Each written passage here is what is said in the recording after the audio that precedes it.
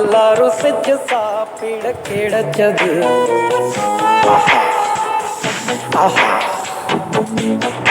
அத நினைச்சுத்தான் மனோ உலகம் முழுவதும் பருக்குது. அடச்சுட சுட அடச்சுட சுட அந்த மதுர மல்லிப்பூ இட்லிய மீன் குழம்புல கொஞ்சம் புரட்டி சாப்பிட எச்சில் ஊறுது உள்ளுக்குள்ள.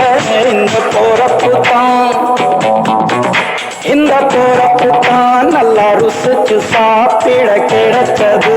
இந்த போறப்பு தான் நல்லா ருசிச்சு சாப்பிட கிடைச்சது. அத நினைச்சு தான் மனோ உலகம் முழுவதும்